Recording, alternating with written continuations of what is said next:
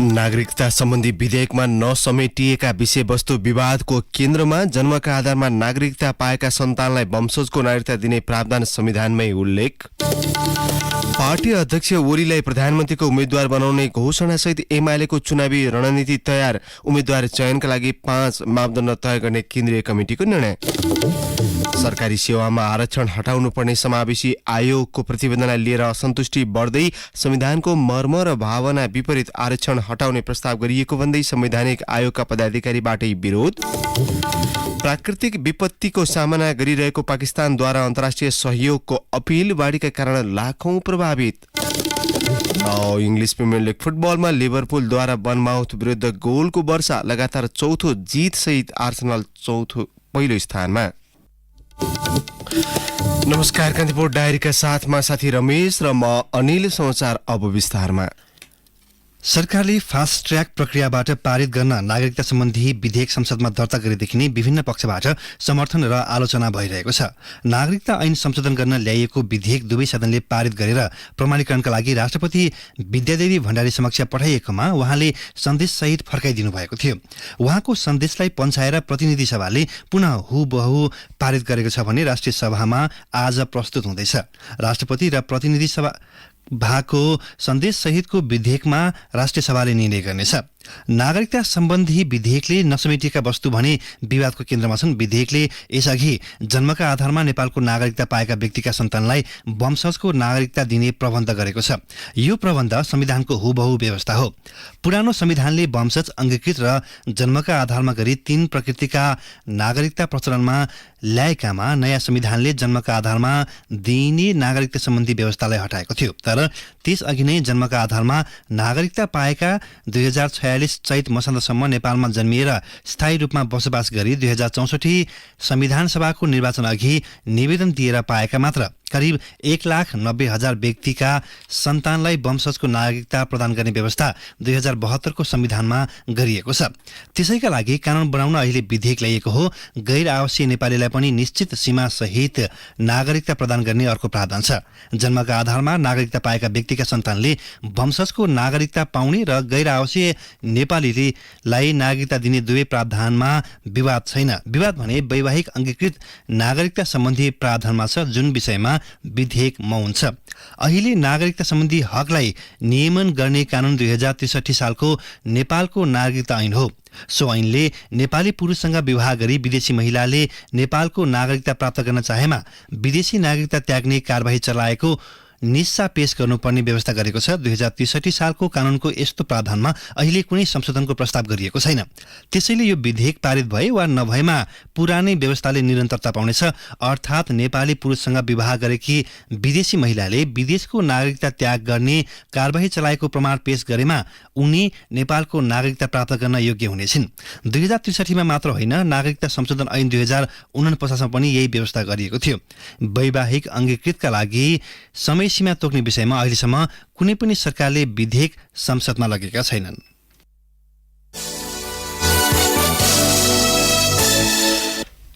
प्रतिपक्षी नेकपा एमाले पार्टी अध्यक्ष केपी ओलीलाई प्रधानमन्त्रीको उम्मेद्वार बनाउने घोषणासहित आगामी प्रतिनिधि सभाको निर्वाचनमा प्रतिस्पर्धा गर्ने नीति लिएको छ। राष्ट्रिय राजनीतिमा पुस्तान्तरणको बहस तीव्र भएका बेला एमाले 2 पटक प्रधानमन्त्री भइसकेका पार्टी अध्यक्ष ओलीलाई फेरि पनि प्रधानमन्त्री बनाउनु पर्ने निष्कर्षसहित चुनावी रणनीति तय गरेको हो। ओलीलाई प्रधानमन्त्रीका उम्मेद्वार बनाउने प्रस्तावलाई एमालेको केन्द्रीय कमिटिले अनुमोदन गरेको छ। स्थायी समिति सदस्य किरण गुरुङले समूहगत छलफलका आधारमा अध्यक्ष ओलीलाई प्रधानमन्त्रीको उम्मेद्वार बनाएर चुनावी प्रतिस्पर्धामा जाने निर्णय भएको जानकारी दिनुभयो। सबै जस्तो समूहगत छलफलमा निष्कर्षको रूपमा अब आगामी निर्वाचनको निम्ति पार्टीको अध्यक्ष केपी ओलीलाई प्रधानमन्त्री बनाएर नै आगामी निर्वाचनको निम्ति घोषणा गरेर जानुपर्छ भन्ने सुझाव आएको र आजको बैठकले सर्वसम्मत रूपमा यो निर्णय गरेको। यसैबीच एमाले केन्द्रीय कमिटी बैठक मार्फत आगामी प्रतिनिधि सभा र प्रदेशसभा निर्वाचनका लागि उम्मेद्वार चयनको मापदण्ड तय गरेको छ। समानुपातिक सांसद बनिसकेका व्यक्तिलाई आगामी निर्वाचनमा समानुपातिक तर्फको उम्मेद्वार नबनाउने लगायतका मापदण्ड एमाले बनाएको हो। मापदण्डबारे जानकारी दिँदै प्रचार विभाग प्रमुख पृथ्वी सुब्बा गुरुङले भन्नुभयो, उम्मेदवार छनौटको मापदण्ड निम्नानुसार हुनेछ। पार्टी नीति र कार्यक्रमप्रतिको प्रतिबद्धता, लोकप्रियता र विजयको सुनिश्चितता, पार्टीप्रतिको निष्ठा र आन्दोलनमा योगदान, सन्तुलन र समावेशिता, निर्वाचन कानून बमोजिमको योग्यता पूरा भएको हुनुपर्नेछ। समानुपातिक मत सामूहिक कमाइ हो, तसर्थ समानुपातिक तर्फको बन्द सूची तयार गर्दा सबै मिलेर कमाउने र दामासाईमा वितरण गर्ने भन्ने पक्षलाई ध्यान दिनुपर्छ। दामासाई वितरण भनेको प्राप्त अवसरको न्यायोचित वितरण हो। त्यसैले समानुपातिको कुनै पनि अप्रत्यक्ष निर्वाचन प्रणालीबाट प्रतिनिधित्व हुने स्थानमा एकचोटि उक्त अवसर प्रयोग गरेका पार्टीका नेता, कार्यकर्ता वा समर्थकहरूलाई आम रूपमा दोहोर्याउनु हुन्न। केन्द्रीय कमिटी बैठक मार्फत चुनावमा केन्द्रित हुने निर्णय गरेको एमाले भदौ 22 गते भित्रमा उम्मेद्वारको सिफारिस गर्न मातहतका निकायलाई निर्देशन दिएको छ। सन्तुलन र न्यायोचित अवसरलाई ध्यान दिएर उम्मेद्वार सिफारिस गर्नुपर्ने प्रचार विभाग प्रमुख गुरुङको भनाइ छ। समानुपातिक तर्फको बन्द सूचीका लागि उम्मेदवारको प्रस्ताव पठाउँदा सन्तुलन, समावेशिता र अवसरको न्यायोचित वितरणलाई समेत ध्यानमा राखी सम्बन्धित जिल्ला कमिटिको बैठकबाट सिफारिस गर्ने। उक्त सिफारिसमा सम्बन्धित जिल्ला प्रदेश कमिटिले आफ्नो अन्य राय भए सो समेत उल्लेख गरेर सिफारिस गर्ने। स्मरणीय छ, केन्द्रले आवश्यक ठानेमा कुनै पनि तहको प्रत्यक्ष वा समानुपातिक तर्फको निर्णयमा पुनर्विचार गर्न सक्छ। उम्मेदवार सिफारिस गर्ने अन्तिम मिति 2079 भदौ 22 गते हुनेछ। तसर्थ सम्बन्धित कमिटीहरूले सोही अनुसार सिफारिस प्रक्रिया आरम्भ गरिसक्नुपर्नेछ। माओवादी केन्द्रका अध्यक्ष पुष्पकमल दाहालले देशलाई दुर्घटनाबाट बचाउन गठबन्धन आवश्यक परेको बताउनु भएको छ। बुटवलमा सञ्चारकर्मीसँग कुरा गर्दै अध्यक्ष दाहालले स्थानीय तह निर्वाचनमा चुनावी गठबन्धन भएकाले प्रतिनिधि र प्रदेशसभा निर्वाचनमा पनि चुनावी तालमेल रहने बताउनुभयो। अध्यक्ष दाहालले स्थानीय तह निर्वाचनमा गठबन्धनभित्र सोचे अनुरूप सहयोग नभए पनि अब भने राम्रो गठबन्धन बन्ने बताउनुभयो। पहिलो कुरा, स्थानीय चुनावमा गठबन्धन र तालमेल भने जस्तो नभए पनि गठबन्धनले र गठबन्धन सरकारले नै निर्वाचन सफलतापूर्वक सम्पन्न गरेर संघीय लोकतान्त्रिक गणतन्त्र संस्थागत गर्न दोस्रो निर्वाचन प्रक्रिया संविधान सभापछि सुरु गर्यो। ठुलो सफलता मान्नुहोला। यो त ठुलो दुर्घटनाबाट देश बचाउनेमा यो गठबन्धनको भूमिका धेरै ठुलो रह्यो। तर आपसी तालमेल चाहिँ भने जस्तो भएको थिएन। त्यसबाट शिक्षा लिएर अहिले चाहिँ हामी अब प्रदेश र सङ्घमा राम्रो गर्दैछौँ। अध्यक्ष दाहालले आगामी निर्वाचनपछि संघीय लोकतान्त्रिक गणतन्त्रलाई संस्थागत गर्ने गरी अगाडि बढ्ने बताउनुभयो। यसैबीच नेपाली कांग्रेस नेता शेखर कोइरालाले गठबन्धनभित्रका दलले दावी गर्दैमा कांग्रेसको प्रभाव क्षेत्रलाई छोड्न नसकिने बताउनु भएको छ। मोरङ क्षेत्र नम्बर 6 मा आयोजित प्रशिक्षण कार्यक्रममा नेता कोइरालाले 100 सिटभन्दा कम सिट लिएर कांग्रेस निर्वाचनमा जान नहुने समेत बताउनुभयो। उहाँले पार्टीलाई कमजोर बनाउने कुनै सम्झौतामा आफ्नो समर्थन नहुने बताउनुभयो।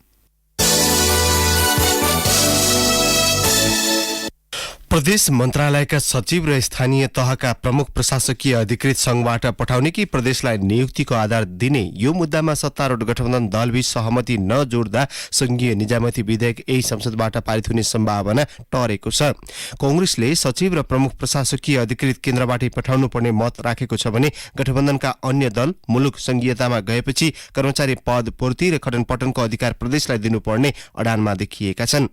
विधेयकका अन्य प्रावधानमा पनि कांग्रेस र माओवादी नेताहरूको मत बाजिएको छ। गठबन्धनमा सहमति नभएकै कारण अर्थको स्वीकृतिपछि पनि विधेयक कानून मन्त्रालयमा अड्किएको छ। संघीय मामिला तथा सामान्य प्रशासन मन्त्रालयका एक अधिकारीका अनुसार अहिले विधेयकको प्रावधानका विषयमा कांग्रेस एमाले एकै ठाउँ भएका छन्। प्रधानमन्त्री शेरबहादुर देउवाले एमाले सरकारले 2075 माघमा संसदमा पेश गरेको विधेयकका प्रावधानमा समर्थन जनाउनु भएको छ। राज्य व्यवस्था तथा सुशासन समितिबाट पारित गरेर प्रतिनिधि सभामा पेश भएको संघीय निजामती विधेयक प्रक्रियामा नलगी सरकारले फिर्ता गरेको 10 महिना पूरा भएको छ।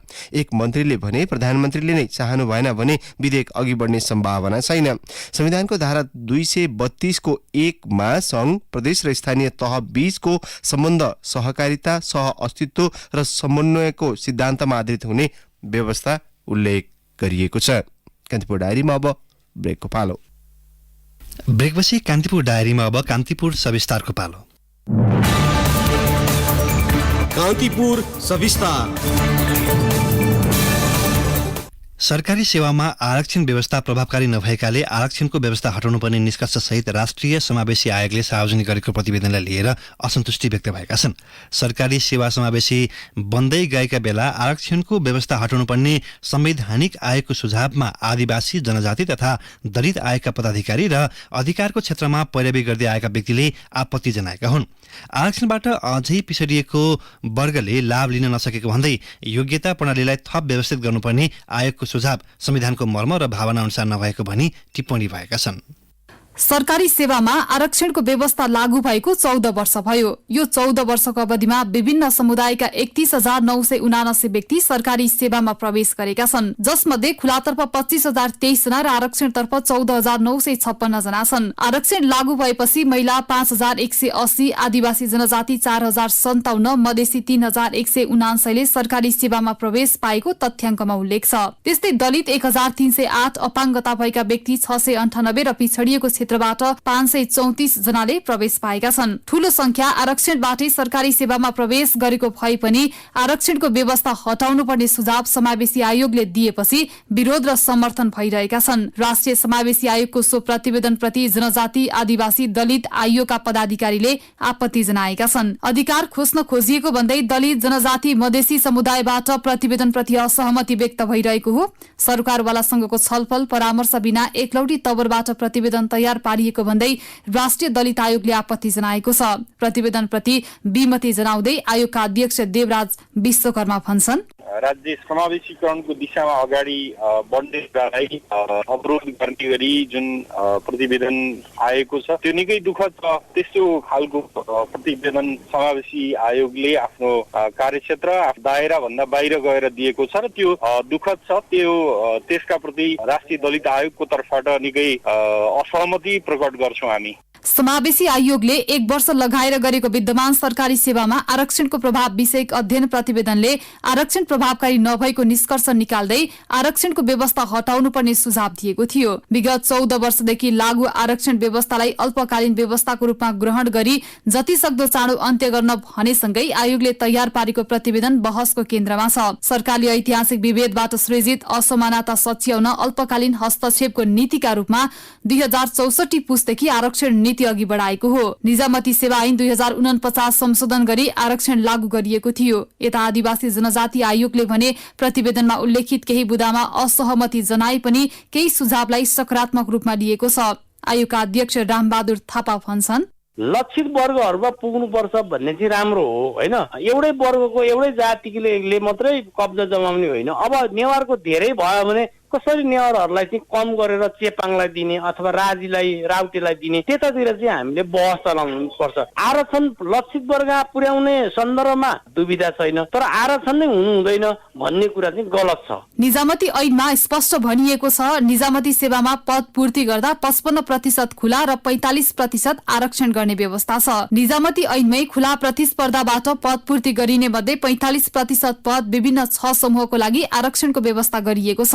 त्यसमा महिला, आदिवासी जनजाति, मधेसी, दलित, अपाङ्गता र पिछडिएको क्षेत्र रहेको छ। मुलुकमा आरक्षणको व्यवस्था अझै आवश्यक रहेको उपसचिव सीता परियारको बुझाइ छ। आर्थिक तथा सामाजिक सूचक सहित यसलाई परिमार्जन गर्नुपर्ने उनको सुझाव छ। उनी भन्छन्, यसलाई अलिकति परिमार्जित रूपमा लानुपर्छ। नेपालको अत्यन्तै दुर्गम ठाउँ हुम्ला, डोल्पा लगायतका जुन एकदमै दुर्गम ठाउँ छ, त्यहाँ गुणस्तरीय शिक्षाको अभावका कारण ती क्षेत्रका मान्छेहरूलाई निजामती सेवामा सहभागी गराउनको लागि अझै पनि आरक्षणको व्यवस्था चाहिन्छ भन्ने कुरा म यहाँ राख्न चाहन्छु। आरक्षणबाट अझै पिछडिएको वर्गले लाभ लिन नसकेको भन्दै योग्यता प्रणालीलाई थप व्यवस्थित गर्न सुझाइएको राष्ट्रिय समावेशी आयोगले जनाएको छ। निजामती सेवालाई समावेशी बनाउन लागू गरिएको आरक्षणमा विभिन्न 16 थरको वर्चस्व देखिएको भन्दै यसलाई जति सक्दो चाँडो अन्त्य गर्न प्रतिवेदन मार्फत सुझाव दिएको छ। प्रतिवेदनबारे जानकारी दिँदै आयोगका सदस्य हरिदत्त जोशी, आरक्षण व्यवस्थालाई अल्पकालीन व्यवस्थाको रूपमा ग्रहण गरी यथाशीघ्र छिटो आरक्षणको चाहिँ अन्त्य गर्ने, आरक्षणबाट प्रवेश गरेकाहरूलाई अन्य शहरमा तालिम दिने र यिनीहरूलाई प्रतिस्पर्धा बनाएर क्षमता विकासको कार्यक्रमलाई चाहिँ सबल बनाउने। एक स्टेप चाहिँ आरक्षणमा गइसकेपछि अन्तरिक प्रतिस्पर्धामा पनि आरक्षण हुनु हुँदैन। त्यसको लागि चाहिँ यिनीहरू आफै केटेगोरी हुनुपर्छ भन्ने मान्यता चाहिँ हामीले विकास गर्नुपर्छ भन्ने कुरो चाहिँ हामीले यसमा चाहिँ सिफारिस गरेका छौँ। आयोगले करिब 40,000 निजामती सेवा तथा नेपाल स्वास्थ्य सेवामा आबद्ध कर्मचारी समक्ष पुगेर आरक्षणले पारेको असरबारे अध्ययन गरेको थियो। कतिपय वृत्तबाट आरक्षणको व्यवस्थालाई लिएर विरोध भइरहँदा समावेशी आयोगको प्रतिवेदन सार्वजनिक भएको हो। मधेस मामलाका जानकारले पनि आयोगको प्रतिवेदनप्रति प्रश्न उठाएका छन्। मधेस मामला जानकार एवं पूर्व राजदूत विजयकान्त कर्णले आयोगको प्रतिवेदनलाई जातीय विभेदको संज्ञा दिएका छन्। उनले भने, उहाँहरूको हातमा परो, आयोगमा उहाँ हुनुहुन्छ, गरिदिनु भयो। त्योभन्दा बढी यसको बौद्धिक क्षमता म त अहिले चुनौती दिन चाहन्छु। अन वाट बेसिस के हो यसको? सोसियो सामाजिक स्तरमा कहाँ वृद्धि भयो, कुन समुदायको कति वृद्धि भयो, यो समावेशीबाट आएकाहरू डिसिजन मेकिङमा त अहिले पुग्नै सकेका छैन होला। त्यो आधारमा उहाँहरूले यो जातीय बायसनेस बाहेक अरू केही म भन्न सक्दिनँ यसलाई चाहिँ। संविधानमा सामाजिक तथा सांस्कृतिक रूपमा पिछडिएका महिला, दलित, आदिवासी र जनजाति, मधेसी, थारू, मुस्लिम, उत्पीडित वर्ग, अल्पसंख्यक, सीमान्तकृत, आर्थिक रूपमा पिछडिएका लगायतका नागरिकका लागि विशेष व्यवस्था गर्न सकिने प्रावधान छ। सरकारी सेवामा सञ्चालन भएको आरक्षण व्यवस्थाले विभिन्न किसिमका विभेद सृजना गरेको भन्दै भविष्यमा यसले पार्ने थप जटिलताप्रति आयोगले ध्यान आकर्षण गराएको छ। आरक्षण मार्फत सरकारी सेवा समावेशी बन्दै गएका बेला संवैधानिक आयोगले गरेका सिफारिस र दिएका सुझावले थप विवाद सृजना गर्ने देखिएको छ। रेडियो कान्तिपुरका लागि तुलसी अरियाल। कान्तिपुर सविस्तार।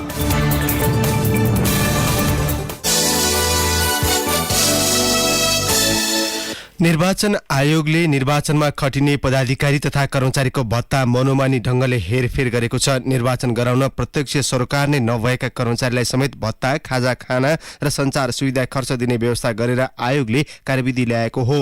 मतदान केन्द्रमा लाइन व्यवस्थापन र मतदाताको नामावली रुजु गर्न खटिने स्वयंसेवकको भत्ता भने कटौती गरिएको छ। आयोगले मुख्य निर्वाचन अधिकृत र निर्वाचन अधिकृत कार्यालयका लागि स्थानीय तह निर्वाचनका बेलाको मसलन्द तथा कार्यालय सामग्री खर्चमा 100% थप गरेको छ। मुख्य निर्वाचन अधिकृत कार्यालयलाई यसअघि 50,000 रुपियाँको मसलन्द खर्च दिएकामा आउँदो निर्वाचनका लागि 1 लाख रुपियाँ पुर्याइएको छ। निर्वाचन अधिकृतको कार्यालयका लागि मसलन्द खर्च 40,000 रुपियाँबाट 80,000 रुपियाँ पुर्याइएको छ। आयोगद्वारा स्वीकृत प्रतिनिधि सभा तथा प्रदेश सभा सदस्य निर्वाचन सञ्चालन सम्बन्धी आर्थिक व्यवस्थापन कार्यविधि अनुसार 2074 को निर्वाचनका बेला निर्वाचन अधिकृतको कार्यालयले पानी, धारा, बिजुलीका लागि 1 महिनाको 10,000 रुपियाँ खर्च गर्न पाउँथ्यो। 4 महिना अघि भएको स्थानीय तह निर्वाचनमा बढाएर 45,000 रुपियाँ बनाइएकोमा आउँदो प्रतिनिधि सभा र प्रदेश सभा निर्वाचनका लागि थप 60,000 रुपियाँ पुर्याइएको छ। सरकारले तिर्न बाँकी सार्वजनिक ऋण 20 खर्ब 11 अर्ब 58 करोड रुपियाँ बराबर पुगेको छ। नेपाल राष्ट्र बैंकले सार्वजनिक गरेको गत आर्थिक वर्ष 2078-79 को तथ्याङ्कमा आधारित देशको वर्तमान आर्थिक तथा वित्तीय अवस्था प्रतिवेदन अनुसार अघिल्लो आर्थिक वर्षको तुलनामा सार्वजनिक ऋण 2 खर्ब 77 अर्ब 11 करोड रुपियाँले बढेको हो। आर्थिक वर्ष 2077-78 को अन्त्यसम्ममा नेपालले तिर्न बाँकी ऋण 17 खर्ब 34 अर्ब 47 करोड रुपियाँ बराबर थियो। 2079 असार मसान्तसम्म यस्तो ऋण 20 खर्ब 11 अर्बमा आएको हो। नेपालले हाल तिर्न बाँकी कुल ऋण मध्ये वैदेशिक ऋण 10 खर्ब 27 अर्ब 30 करोड रुपियाँ र आन्तरिक ऋण 9 खर्ब 84 अर्ब 28 करोड रुपियाँ बराबर छ। सार्वजनिक ऋणको अङ्क बढ्दै गए पनि सरकारले घाटा बजेट ल्याउने र ऋण उठाएर स्रोत देखाउने प्रवृत्ति कायमै छ। आगामी आर्थिक वर्षमा सरकारले 4 खर्ब 98 अर्ब 26 रुपियाँ बराबर ऋण उठाउने बजेटमा उल्लेख गरेको छ, जसमध्ये आन्तरिक ऋणबाट 2 खर्ब 56 अर्ब र वैदेशिक ऋणबाट 2 खर्ब 42 अर्ब 26 रुपियाँ बराबर हुनेछ। बेलायतमा जाने नेपाली नर्सले मासिक 4 लाख रुपियाँसम्म पारिश्रमिक पाउने भएका छन्। त्यहाँको कानून अनुसार लाइसेन्स लिएपछि नेपाली नर्सले वार्षिक 48 लाख रुपियाँसम्म तलब पाउने नेपाल र बेलायत सरकार बीच सम्झौता भएको छ। श्रम मन्त्रालयका अनुसार बेलायतको नर्सिङ एन्ड मिडवाइफरी काउन्सिलमा दर्ता भएपछि मात्रै यो तलब सुविधा पाउनेछन्। मन्त्रालयका सहायक प्रवक्ता थानेश्वर भूषालले भन्नुभयो, यहाँबाट सहायक स्वास्थ्य कर्मीका रूपमा छनौट हुन्छ। बेलायतको नर्सिङ काउन्सिलबाट पास भएपछि मात्रै दर्तावाला नर्स भइन्छ। नेपाल नर्सिङ काउन्सिलमा दर्ता भएका 20 देखि 45 वर्ष उमेरका नर्स भर्ना प्रक्रियामा सहभागी हुन पाउने मन्त्रालयले उल्लेख गरेको छ।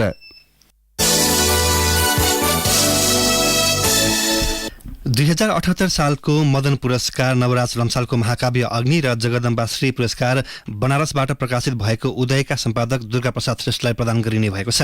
मदन पुरस्कार गुठीको हिजो बसेको बैठकले लम्सालको कृतिलाई मदन पुरस्कार र श्रेष्ठलाई जगदम्बा श्री पुरस्कार प्रदान गर्ने निर्णय गरेको गुठीका अध्यक्ष कुन्द दीक्षितले बताउनुभयो। दुवै पुरस्कारमा नगद राशि 4 लाख रुपैयाँ र प्रमाणपत्र छ। मदन पुरस्कार विजेता अग्निका लेखक लम्सालले पुरस्कारले साहित्य सृजनामा थप सक्रिय बन्न प्रेरित गरेको बताउनुभयो। उहाँले भन्नुभयो, यस्तो प्रतिष्ठित पुरस्कार पाएपछि लेखकका रूपमा खुसी हुनु स्वाभाविक हो। पुरस्कारलाई आफ्नो पुस्तकको सार्वजनिक स्वीकृति र अनुमोदनका लागि का रूपमा समेत लिएको उहाँले बताउनुभयो। उहाँले यसअघिका पुस्तकमा जस्तै अग्निमा पनि किनारामा पारिएको पात्र र समुदायको कथालाई समेटिएको बताउनुभयो। कान्तिपुर डायरीमा पुनः ब्रेकको पालो।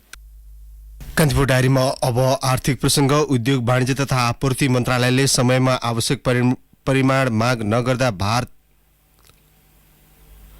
भारतले गहुँ निकासी गर्ने मुलुकको सूचीबाट नेपाल बाहिरिएको छ। रुस र युक्रेन बीचको युद्धका कारण भारतले गहुँको सङ्कट पर्ने भन्दै वैशाख अन्तिममा यसको निकासीमा रोक लगाएको थियो। परिस्थिति अनुकूल भएसँगै निकासीलाई पुनः निरन्तरता दिन भारतले गहुँ आवश्यक पर्ने मुलुकसँग आवश्यक परिमाण माग गरेको थियो। तर मन्त्रालयले समयमा समन्वय नगर्दा भारतले गहुँ निकासी गर्ने मुलुकको सूचीबाट नेपाल बाहिरिएको सम्बद्ध उद्योगीको भनाइ छ। मागकर्ता मुलुक बङ्गलादेश, इन्डोनेसिया, यमन, युएई र ओमानका लागि भारतले कोटा तोकेर गत सोमबार गहुँ निकासी खुला गरेको छ। नेपाल सरकारको लापरवाहीले भारतको गहुँ निकासी सूचीमा नपर्दा स्थानीय उद्योग प्रभावित भएको नेपाल फ्लोर मिल एसोसिएसनका सचिव विकास बेगवानीले जनाउनु भएको छ। मुलुकका 37वटा मैदा मिललाई वार्षिक 10 लाख टन गहुँको आवश्यकता पर्ने गरेको छ। अब अन्तर्राष्ट्रिय प्रसङ्ग। पाकिस्तानले बाढीका कारण उत्पन्न परिस्थितिको सामनाका निम्ति अन्तर्राष्ट्रिय सहयोगका लागि अपील गरेको छ। अमेरिका, बेलायत र संयुक्त अरब इमिरेट सहित अन्य देशहरूले बाढी प्रभावित क्षेत्रका निम्ति सहयोग पठाए पनि अपुग रहेको भन्दै पाकिस्तानी गृह मन्त्रालयले अन्तर्राष्ट्रिय सहयोगका लागि आग्रह गरेको हो।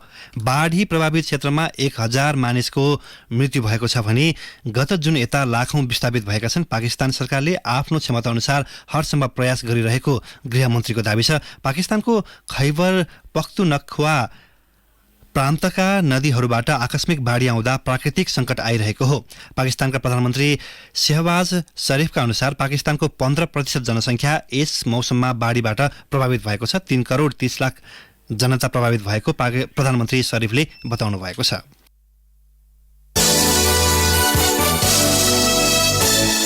कान्तिपुर डायरीमा अब खेल प्रसङ्ग। इङ्ग्लिस प्रिमियर लिग फुटबलमा आर्सेनल, चेल्सी, लिभरपुल र म्यान सिटी विजयी भएका छन्। आर्सेनलले फुलह्याममाथि 2-1 गोल अन्तरको जित निकालेको छ। जारी सिजनको 4 खेलमा सबैमा जित निकालेको आर्सेनल तालिकाको शीर्ष स्थानमा छ। आर्सेनलका लागि मार्टिन ओडगार्ड र ग्राभियरले गोल गर्दै टोलीलाई जित दिलाएका थिए। फुलह्यामका लागि अलेक्जेन्डर मित्रोविचले सान्तवना गोल फर्काए। प्रिमियर लिगको अर्को खेलमा लिभरपुलले 9-0 गोल अन्तरले बर्नमाउथलाई हराएको छ। यसै सिजन बढुवा भएको बर्नमाउथमाथि लिभरपुलले प्रिमियर लिग इतिहासकै फराकिलो जितको रेकर्ड कायम गरेको हो। जारी सिजन 2 बराबरी र 1 हार बेहोरेको लिभरपुलका लागि यो जित निकै महत्त्वपूर्ण हुनेछ। गैराती भएका अन्य खेलमा म्यान्चेस्टर सिटीले क्रिस्टल प्यालेसलाई 4-2 गोल अन्तरले पराजित गरेको छ। म्यान्चेस्टर युनाइटेडले साउथह्याम्पटनमाथि 1-0 को जित निकालेको छ। ब्राइटनले लिड्समाथि 1-0 कै जित निकालेको छ। चेल्सीले लेस्टरलाई 2-1 गोल अन्तरले पराजित गर्दा ब्रेन्टफोर्ड र एभर्टनले 1-1 को बराबरी खेल्दै अङ्क बाँडेका छन्। अब मौसम सम्बन्धी जानकारी। मुलुकभर पूर्ण बदली रही केही स्थानमा भारी वर्षाको सम्भावना रहेको जल तथा मौसम विज्ञान विभागले जनाएको छ। केही बेर अघि 19 डिग्री सेल्सियस मापन गरिएको काठमाडौँ उपत्यकाको अधिकतम तापक्रम आज 25 डिग्री सेल्सियस पुग्ने विभागको अनुमान छ। सूर्योदय बिहान 5:41 भयो भने सूर्यास्त भए साँझ 6:30 हुनेछ। अस्ट्रेलिया प्रसङ्गसहित कान्तिपुर डायरीको यो बुलेटिन अहिलेलाई यहीँ सकिन्छ। साथी रमेश र म अनिल बिदा माग्छौँ। नमस्कार।